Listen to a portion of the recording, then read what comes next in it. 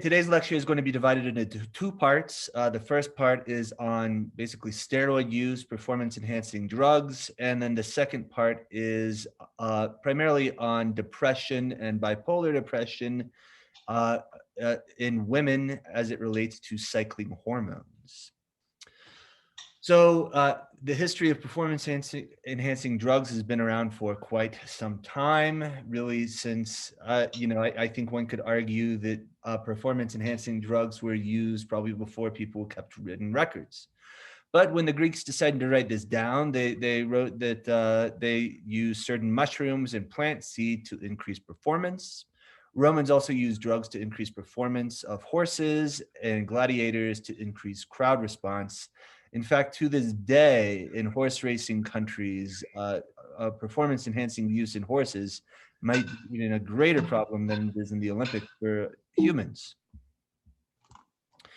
In 1849, you know of Berthold's famous experiment with the testes, and then you also remember Charles Brown-Séquard's testicular extract studies and sort of sideshow.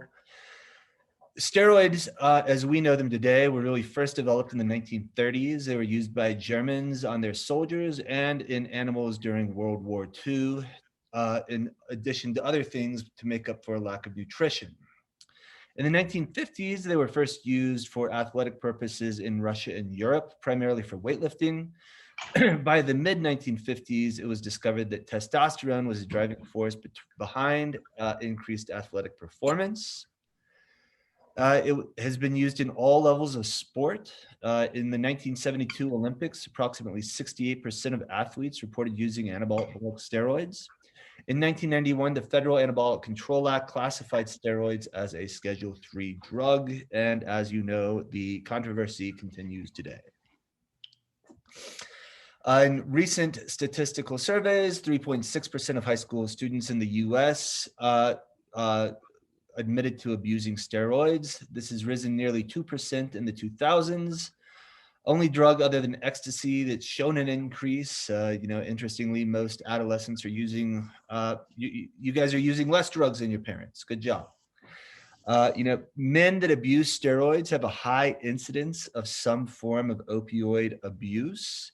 In fact, you're going to see that as a sort of a common theme. There's a lot of polydrug abuse out there that is probably associated with a lot of the negative outcomes associated with steroids.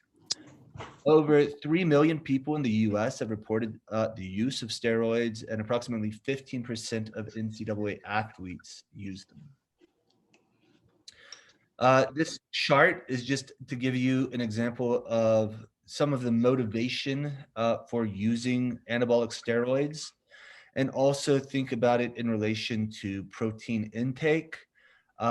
First you can see across at the very top, steroids are not going to be effective if you are not substantially increasing your protein, or essentially the building blocks of the muscles. But it is also worth noting that you can take a whole bunch of protein and you're only going to see a negligible benefit relative to what would occur if you were also to use steroids with the protein. The steroids essentially influence your RNA to help build muscle out of protein. Testosterone is produced by Leydig cells in the testes. This is responsible for secondary sex characteristics in men. Sex glands, libido, reduced body fat percentage, increased body hair are all a result of elevated testosterone levels. But testosterone can be converted to estradiol by aromatase, which is an enzyme that removes 19 methyls from the steroid structure and forms 3 double bonds on the A ring. Obviously, you're not going to be required for the organic chemistry. DHT is an incredibly potent testosterone or hormone that is 4 times as potent as testosterone based on the testosterone molecule. Dihydrotestosterone, or DHT, you'll commonly hear in steroid circles, bodybuilding circles.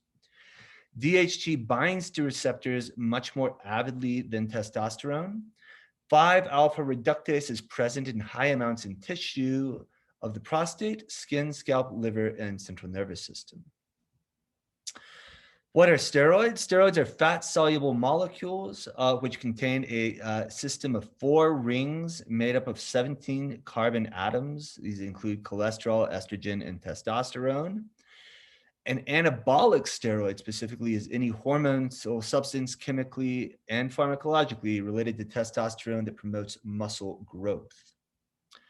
There are 2 main flavors, anabolic and androgenic. Androgenic is more related to sex. Anabolic is more related to building, like building muscle, skeleton, bone density, hemoglobin, etc.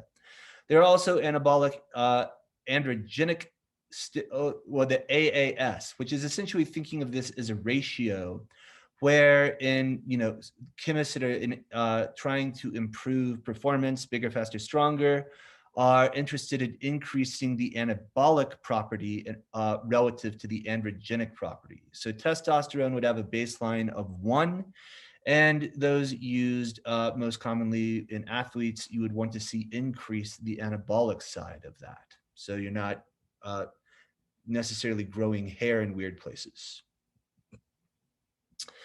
So here you can see how, the index, I don't know that I'd really call it the therapeutic index, but anyway, the index of anabolic to androgenic function here across some common trade names with their generic names as well. Generic names would be what they're most commonly referred to, and trade names would be what they are marketed by a pharmaceutical company. But you can see that these can get up to 15 to 20%, 20 times higher at hitting the anabolic than the androgenic side. Can I ask a question about that? Yes. What is the therapeutic index? Like, is it the higher the number, the better, or the closer to 1, the better? Yeah, that's why I don't really love the term here. So therapeutic index is technically, technically it takes into account both the ED50 and the LD50 of a drug. And the therapeutic index would be, basically a window in which the drug is safe, where you are away from the lethal dose in 50, and the LD50 means 50% of lethal in 50% of the population. Effective dose would be effective at producing the desired effect in 50% of the population. And, the therapeutic index or window tends to be, in between those numbers, almost trying to completely eliminate the lethal component. And, that is typically how I think of therapeutic index in the terms of pharmacology. Here, it's looking at it a little differently. So rather than therapeutic index there, I would prefer, basically anabolic to androgenic steroid ratio. I think that's what we're going, you're actually seeing there is the AAS ratio rather than like the traditional therapeutic index. Does that help? Yeah, so in the case of testosterone, you have 1 anabolic effect for every androgenic effect. Correct. And then for DECA, you have 11 anabolic effects for every androgenic effect. Correct. Maximize muscle growth, minimize hair on the back. Okay. Good? Yep, I think so. Okay. So the historical studies on anabolic steroids suggested that they produce no muscle growth. Can anybody think why that might be? Simply, the people weren't exercising or taking enough protein. If you exercise and take enough protein, anabolic steroids are incredibly effective at helping you grow muscle. They can be administered in a lot of different ways. They're oral preparations. Some people inject them. They come in patches and gels as well. There's also an aerosol form that is especially hard to detect in drug tests, and sublingual preparations where you would, sublingual is basically under the tongue, getting into the capillary bed under the tongue or under the gums. It does help you avoid digestive systems, the digestive system, the liver, the hepatic portal system. When you take something orally, it typically cuts it by about 50%. About half is metabolized before it enters the blood.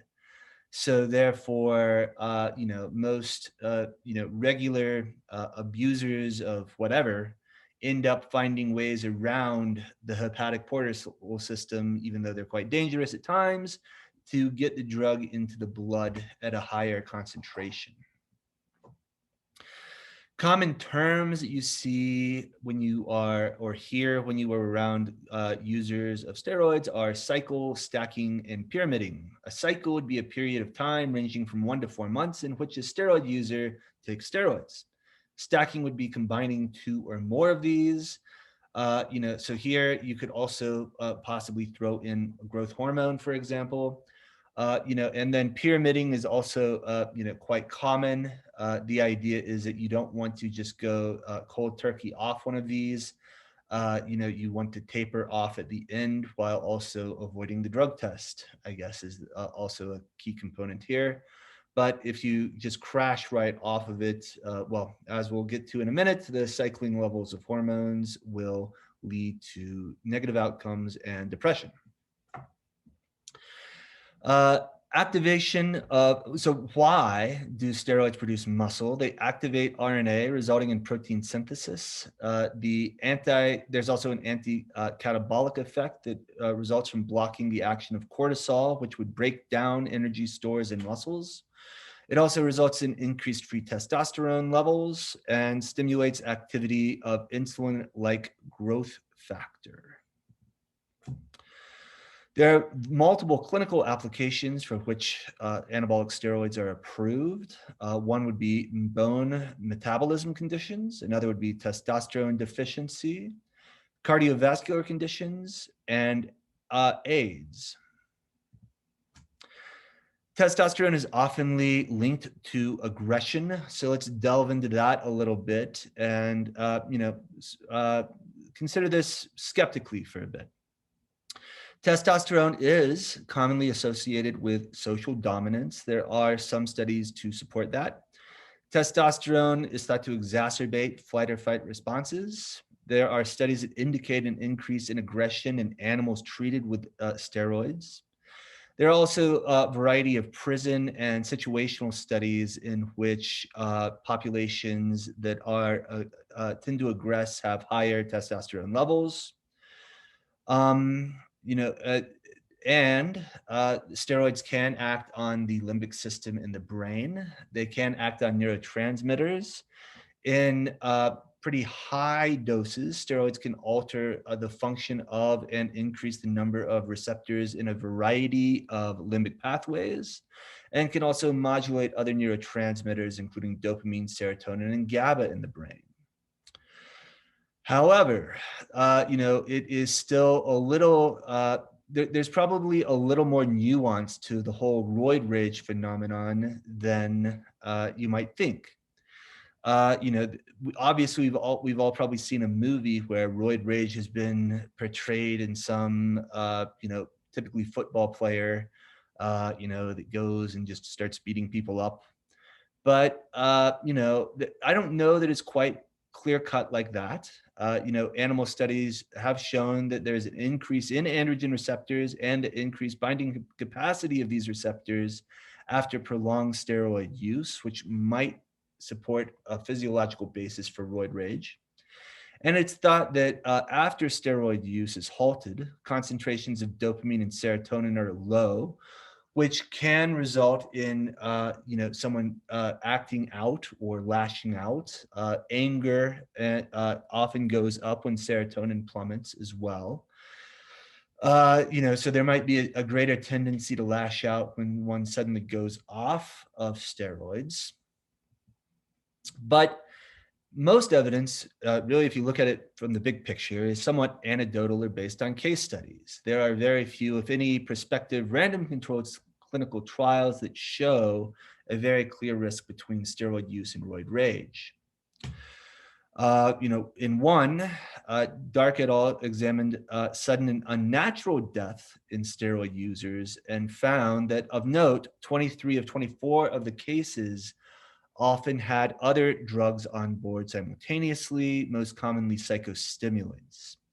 So, one idea out there is that, it's possible that, roid rage is often mislabeled with polydrug abuse. And, maybe if you are, this stereotypical, and I believe this very much is just a stereotype, but, the stereotypical roid rage football player person, maybe you are also, desensitized to violence. Maybe you have been glorified for violence. Maybe you are abusing other drugs. Maybe you feel somewhat invincible from the law and committing acts of violence. So I do think that it's a little more complicated than just assuming that someone taking steroids is going to exhibit roid rage. And then in another study, Lundholm et al. Studied over 10,000 Swedish males and found that men who've used steroids are not more likely to be convicted of violence after accounting for other drug use. Previous research has found correlations between steroid use and violent crime, but that still doesn't establish causation. True cause of the association might be that people who use steroids also tend to use other drugs like amphetamine and cocaine, and this substance abuse might be more strongly linked to violence. Now let's switch gears to talk about women and depression. We are signaling out women for a couple of reasons. One is because depression is more prominent or more prevalent amongst females.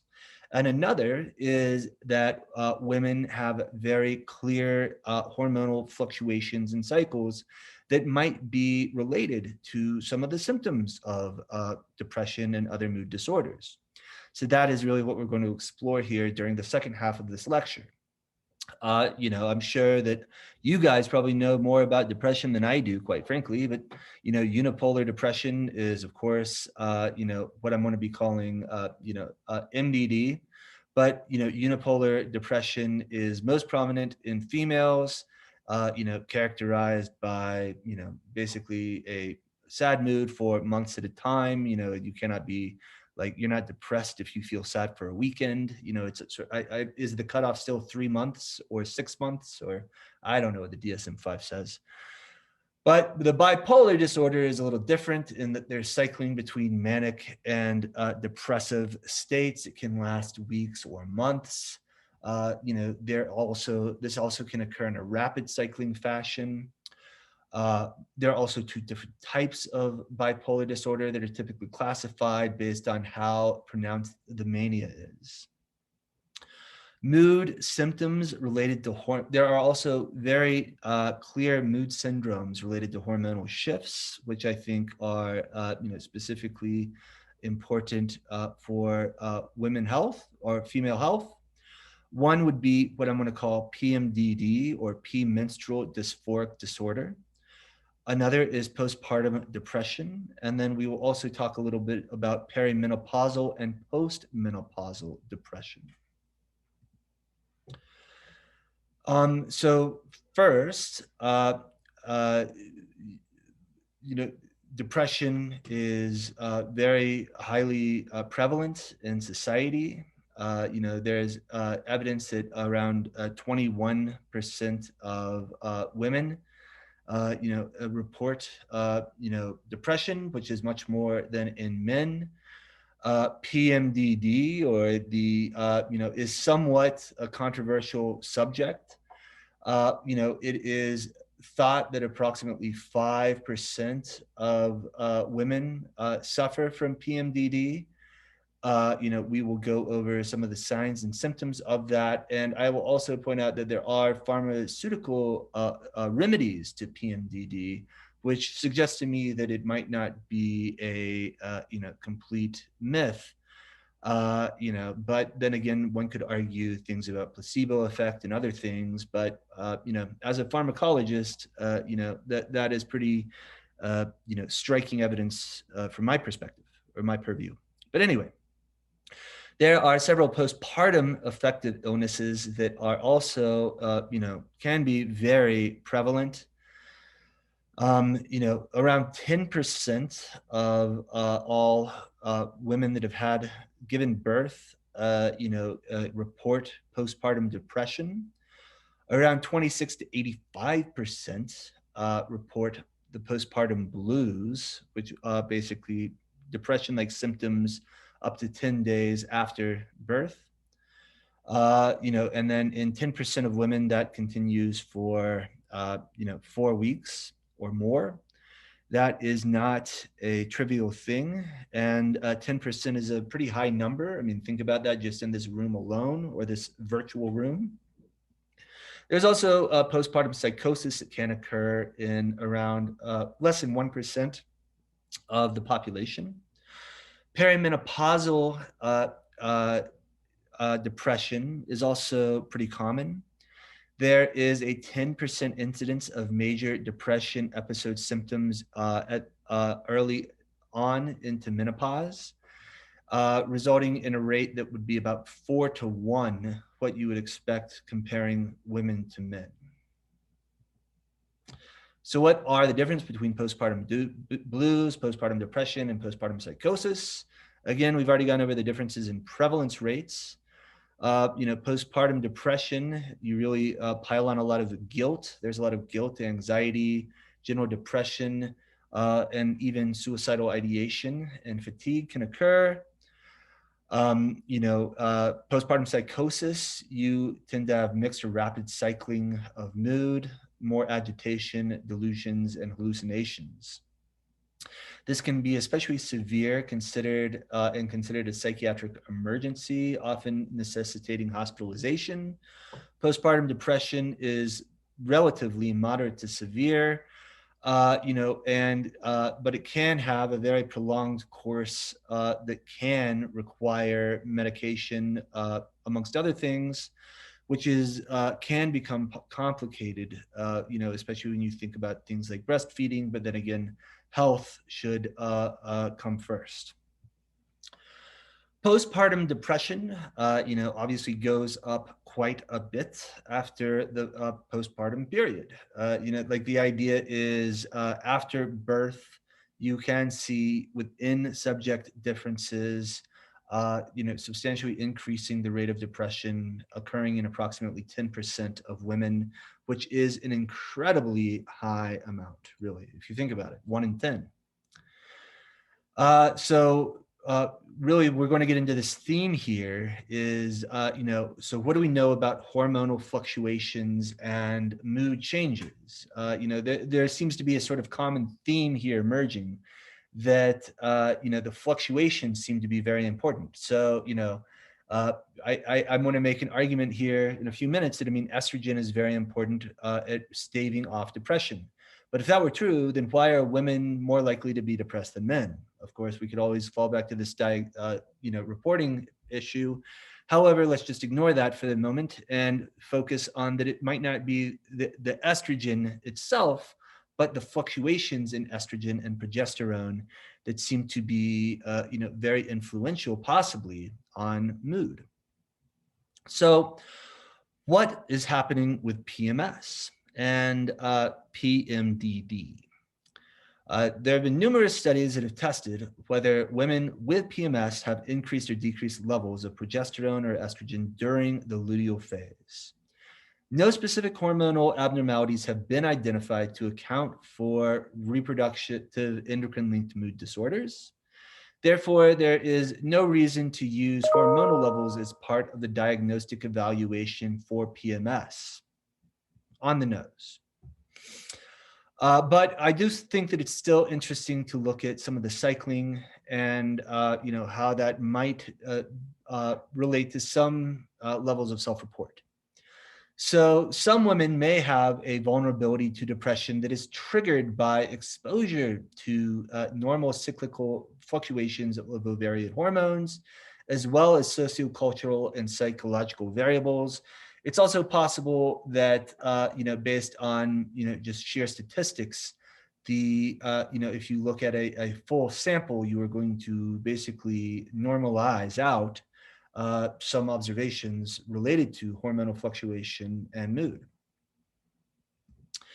So I've already mentioned that PMDD is incredibly controversial. One question is it real and worth identifying? I don't really have a right answer to that. There are certainly people out there that would say that it is a myth, and there are certain people out there that would say it is like very much a real thing, and should be, considered a reasonable thing to talk to with your doctor and request treatment for it. There are some feminist concerns about the abuse of the diagnosis of PMDD. As I mentioned in the very beginning introductory lecture, it has been successfully used as a defense for homicide. There has been a lack of pretty good research on the subject of PMDD. And there's also been an incredibly unfortunate promotion of ineffective treatments that really is still running rampant. Chances are you've probably seen one of these sort of snake oil type situations. PMDD, if it is a thing, and it does appear to occur in up to 5% of women, may cause, if you really calculate this out, 1,400 to 2,800 symptomatic days across childbearing years, which is equivalent to 3 to 8 years of symptoms. So I don't know. If it were me, I don't know that I'd really want to completely discount something that could affect me for up to 8 years of my life. So what is PMDD? It can be defined as, occurring in most menstrual cycles during the past year. 5 or more, the following symptoms would have to be present. During the last week of the luteal phase. This would include marked depressed mood, marked anxiety, affective lability, persistent and marked anger or irritability, decreased interest in usual activities, subjective sense of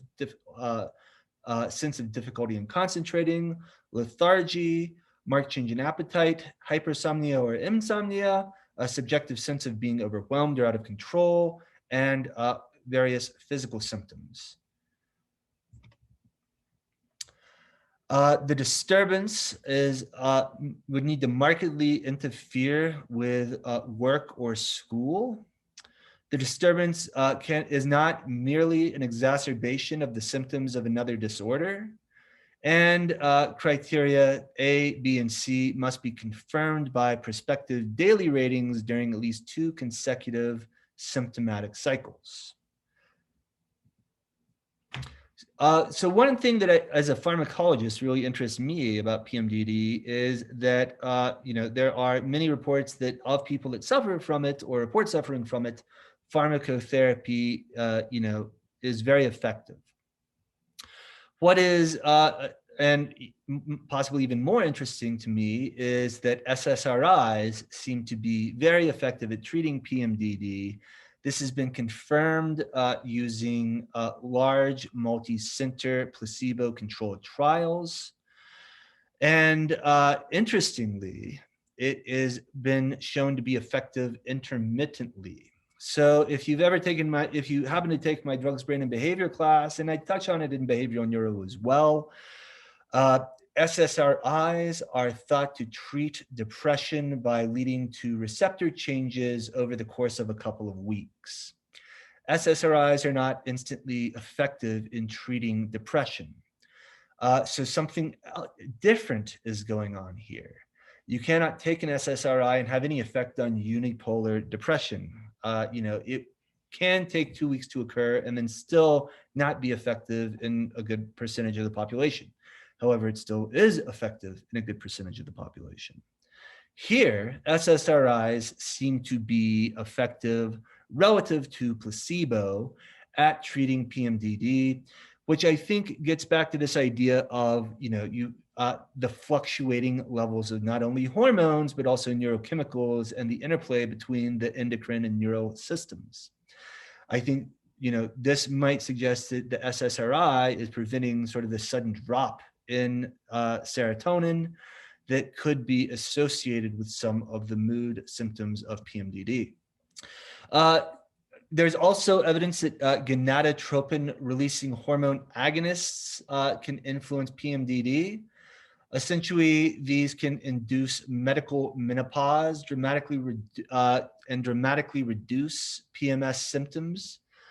This is clearly has been clearly effective in several limited clinical trials or case studies. It may be used for severe cases, but of course there are going to be significant side effects of medically inducing menopause.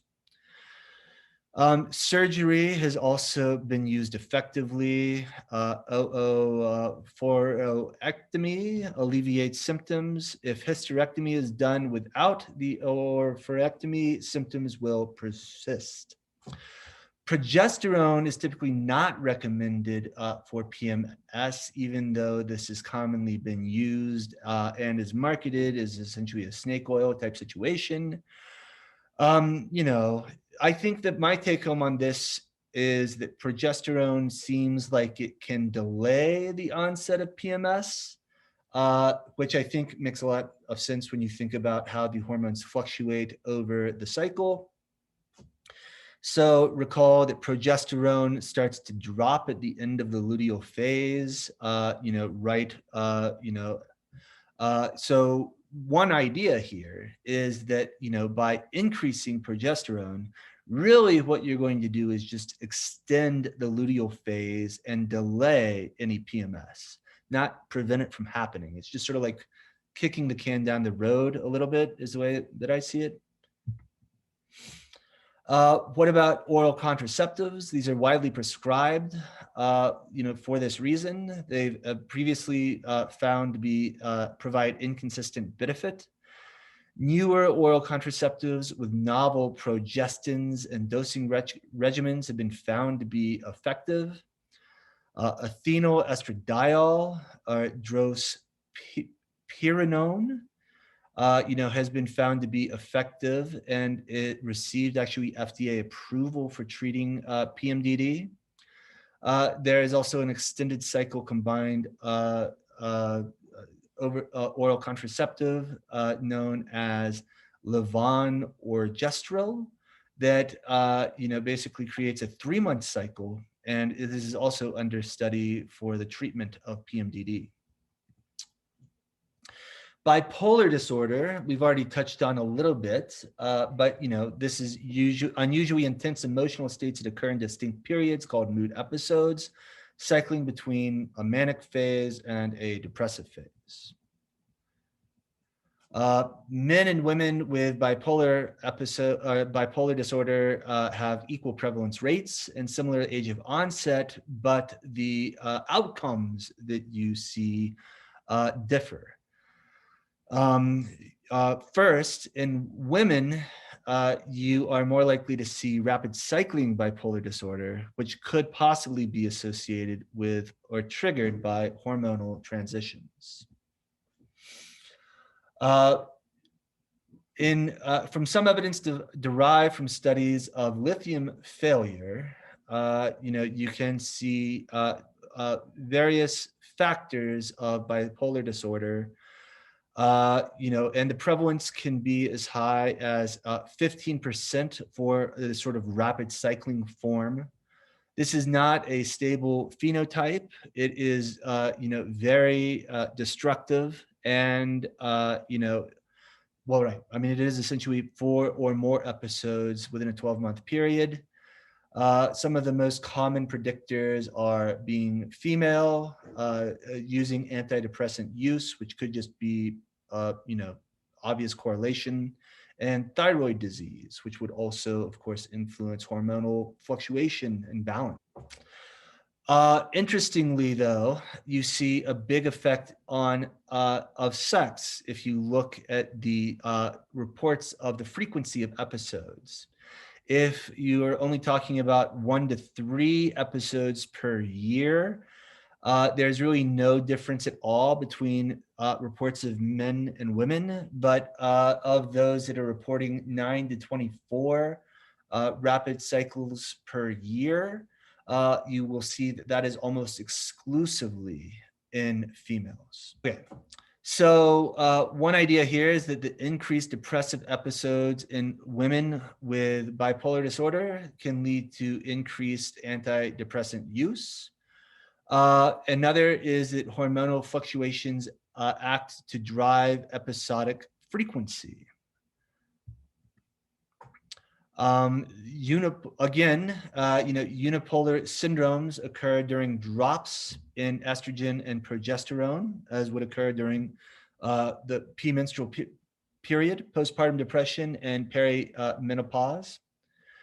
Iatrogenic affective symptoms are those that result from hormonal replacement therapy. These can basically influence depression scores.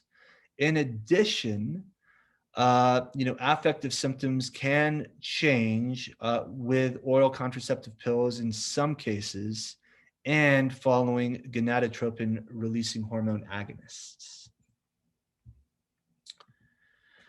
So, this goes back to a little bit like, what do we know about bipolar disorder during times of hormonal flux? This has been speculated on for over 100 years. Early on, Kraepelin, estimated that around 7% of women in asylums had been symptoms originating in the postpartum period.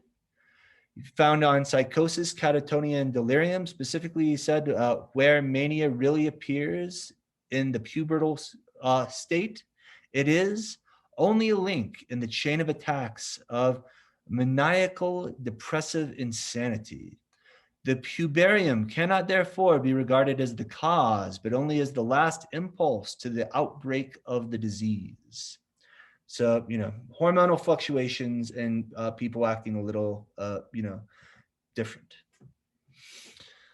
There have been a couple studies that have clearly demonstrated relationships between bipolar disorder and fluctuations in hormones.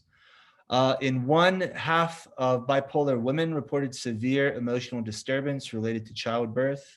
1/3 of these began actually during the pregnancy.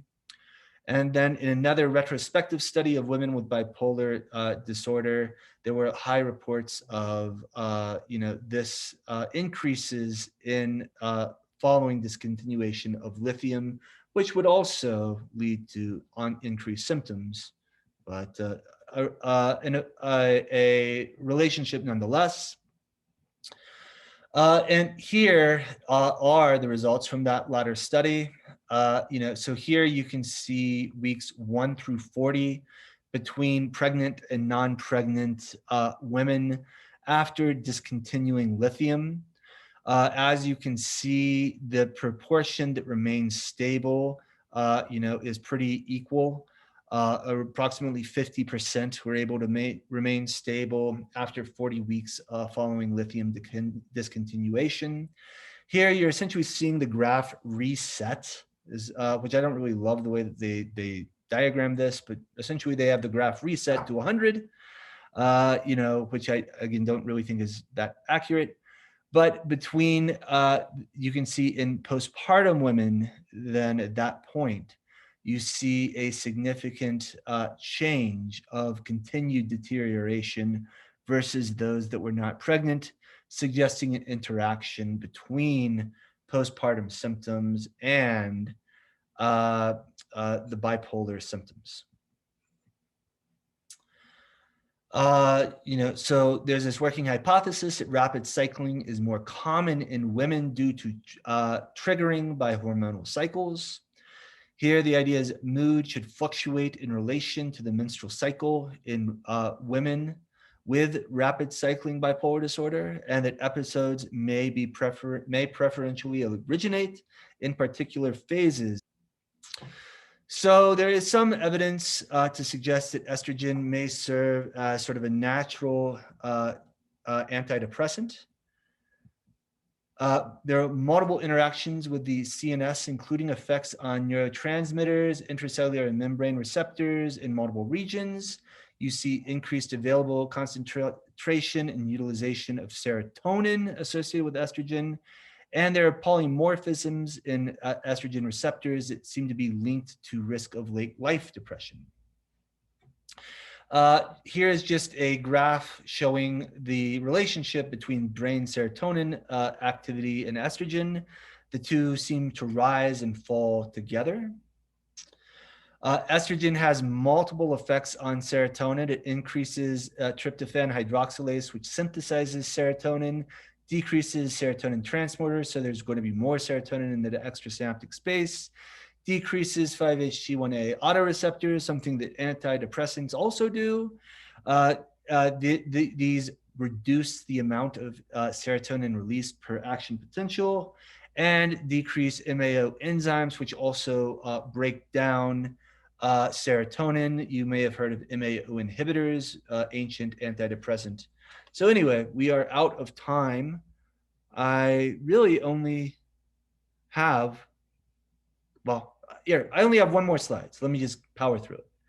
The big picture here is that there are a wide array of factors, including environmental factors and gonadal steroids and endocrine function that interact with the brain to lead to changes in overall serotonin levels and mood.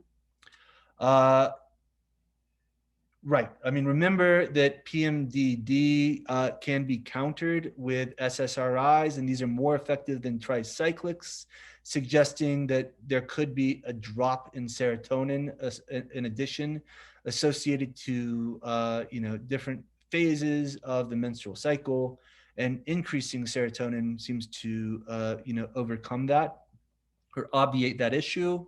So in conclusion, mood disorders are influenced by sex, likely via hormonal state and transitions. This allows to some degree of anticipation. Mood disorders are greatly undertreated. The marriage of improved basic science knowledge of hormonal influences on brain and mood, as well as greater understanding of mood disorder phenomenology, provide hope for more specific and effective treatment.